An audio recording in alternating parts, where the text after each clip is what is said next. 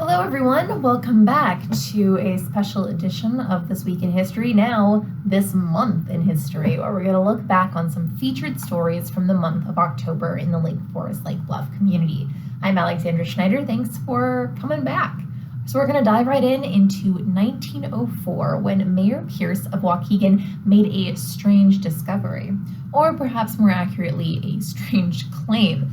Pierce stated that he had found that waste from both the wire mills and sugar refinery, namely sulfuric and muriatic acid, were beneficial to mankind as they purified the lake's waters by killing disease microbes, including typhoid.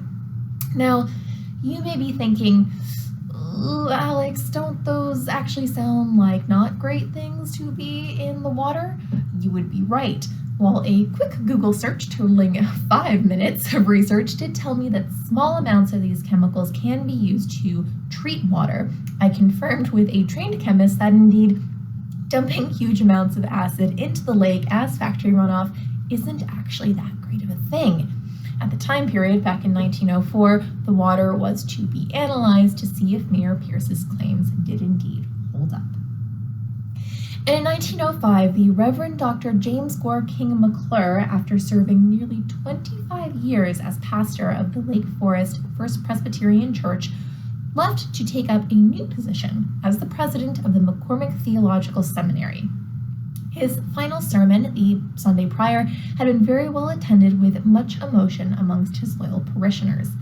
Dr. McClure was known as a very gifted fundraiser and had been responsible for soliciting the subscriptions to fund the construction of the new First Presbyterian Church, as well as the manse where he lived with his wife, Annie Dixon McClure, and their children. Dr. McClure also served as the president of Lake Forest University before moving on to the McCormick Seminary, where he stayed for 23 years. For his years of service to the Lake Forest community, he and his family were gifted the manse that he had helped fund the construction of as a summer home, which still stands on the corner of Washington and Walnut.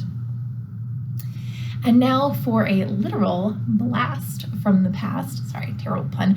You may recall an earlier video where I shared a story from 1929 featuring the Karskis, whose Lake Bluff home was mysteriously destroyed at midnight by an explosion that miraculously claimed no victims.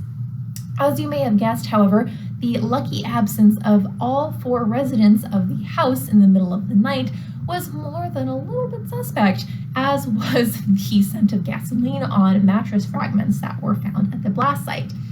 Only a couple months later, warrants were issued for Joseph and Irene Kuharski following the investigation of Chief Deputy Fire Marshal Paul Bertram.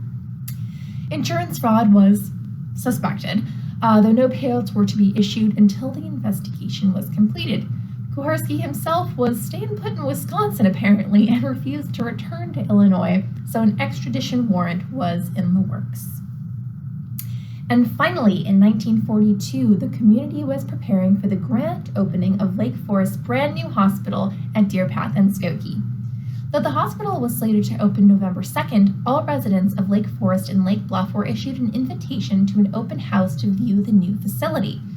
The hospital, which cost $800,000 to construct, was hoping to accept patients as soon as the following Monday.